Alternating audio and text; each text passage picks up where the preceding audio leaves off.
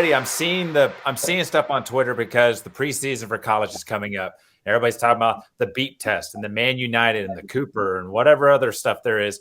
Or do you just let them play the game and get fit playing the stinking game?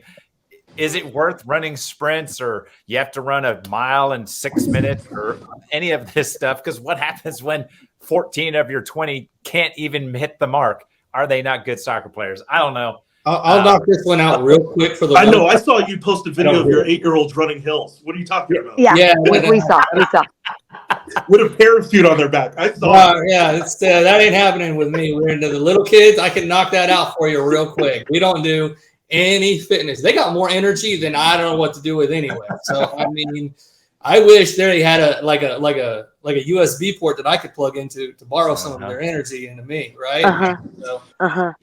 We don't do. I don't do any fitness testing with little kids. So and I think it's those older groups where this question really becomes the one that becomes tricky. I think with little kids, everybody's like, yeah, they're full of energy, but I think it's like when you move into like maybe middle school, but definitely high school. I mean, I worked at a high school where we did like 5 fitness tests and they couldn't play until they passed. And like, I thought that was crazy, but the head coach did it every year. So I don't know. I mean, for me, like when I'm the head coach, we don't do any fitness training on our own because one, I think if you design sessions well enough, you can get them in shape by playing and you can get them in shape using the game, which is a lot more fun. And then they're getting in game shape. Like we all know, like being able to run a mile in 6 minutes is very different than being able to play a soccer game, right? Because in soccer, you have to sprint and then you have to stop and then you might have to make another sprint, so it's more than just being able to run. And so I think that like, for me, you should teach it or make them fit through the game and through practice, and you design it in a way that can happen. But I was curious for Kai and Jess, like, is this something that you guys do in your environments, or how do you tackle this at the college level? I feel like Kai's going to throw the never quote again. Like, you know what? Some of the kids love to go for sprints, and if that's what they want to do, I mean, maybe knowing your environment. I mean, I did just do a 1-hour webinar last week on this exact question with Beyond Pulse. But I think there's 2 things. In college in the spring, you can train with them 8 hours and 4 hours can't do with a ball. So you're almost pigeonholed into doing it because you can't do anything else. So you're like, if I'm going to maximize the 8 hours a week, I might as well do it, right? Instead of have them do absolutely nothing. And we asked our fitness test. We don't do it, but we also have GPS and heart rate monitors. So, we can monitor where we think they are relative to the game. But I also think there are some kids I have on my team that there's nothing I can do with training because their level or 1 to 2 are much higher. So the environment can't produce.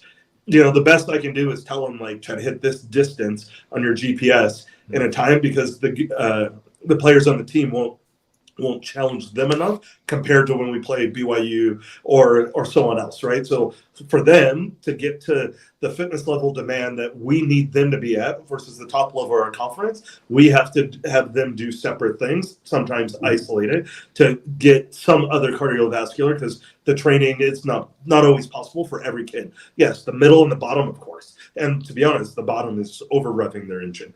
But some of the top kids, it's not possible, for all of them, unless doing some things where you isolate it for time periods. We also, I worked for Greg Ryan in Michigan, and we, match day -2 or 3, whatever it is. We would do HIIT training for everyone, starters, everyone. We would do high intensity interval training in a short period of time for 25 minutes every Tuesday just to get an isolated workout, then go train. Because the best time to get fitness is when they're fresh. If you're doing it at the end, you're not really working on their fitness, you're working on like their mental strength. So we do it at the beginning when they're fit for 25 minutes, then we go into 4v2s, whatever. But yeah, I think there's time and place. There's sometimes like, we have a bye week. You have 2 weeks or 13 days between games where you want to keep the fitness up, but maybe you don't want contact.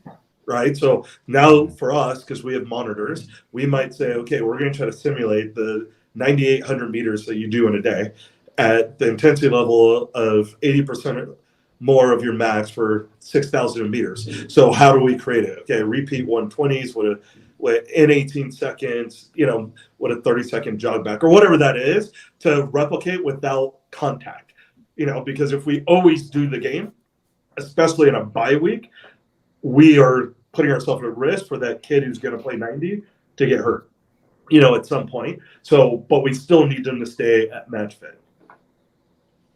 Yeah, I mean, we're not as fancy and we don't have heart monitors and people telling me what level their heart rate's at and all that. And maybe I'm going to start asking my girls to wear their Apple Watch and then just report back to me and let me know how that goes, right? I'm alive. I'm good. I'm good, coach. But yeah, I mean, yeah, it's not enough to just play a game.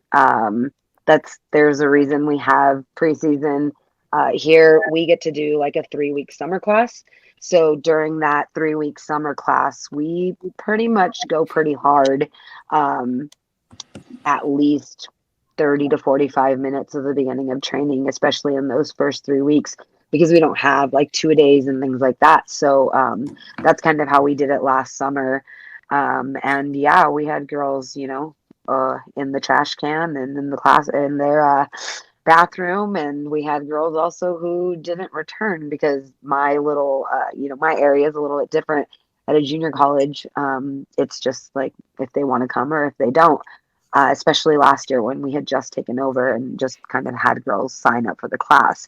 But this year it's going to look a little bit different for us, which is exciting because we get to take control of that. But yeah, I mean, we have to hit them, especially at the junior college, because they've probably been sitting and doing nothing since their last either high school game or their last state cup game or whatever they played with their club team, and just chilling really hard. And then they're like, oh, I think I'm going to play college soccer again, and come and reach out to us. Cool. We want you, all of that. But yeah, we got 3 weeks to get you ready to play a game. So, yeah, there's definitely at our level, we need to push isolated fitness. Well, let me give one more scenario. So, we play Thursday, Sunday, so we could be, and we have Monday off, so we could be gone for 6 days. And let's say 8 kids don't travel. Our kids who traveled and started maybe, 20,000 meters or whatever, right? But we have a metric on what they've done at a game pace. Well, our kids at best at home can play 4v4, so, which is fine. But at some point, you can manipulate the exercise, but sometimes you're over fabricating them striking longer balls. Or, there is a time you might have to make a half field sprint or a track back. So when they don't travel, it's the same. They do a isolated fitness workout, trying to get their distance, heart rate, all that stuff up. Then they'll play whoever's there, 3v3, 4v4. But it's naturally going to be in a smaller space, or the intensity level is going to go tremendously down. And then after 3 non-travel trips, they're so far behind to the starters. And now you've bridged you created a bigger gulf in the group, and now you're dealing with more issues. So I think that's one of the biggest challenges at the highest level, when playing time comes into effect and travel comes into effect, is how do you keep number 15 through 26 prepared if they have to play a lot in their last 4 games, right? And we ran into it twice last year. And one of the kids of the 2, you couldn't tell she hadn't played in 5 weeks. Like, she was at their match fitness level, was ready to go, was as close to match fitness as possible, because she still, didn't deal with 11 at a pace. But there's never always.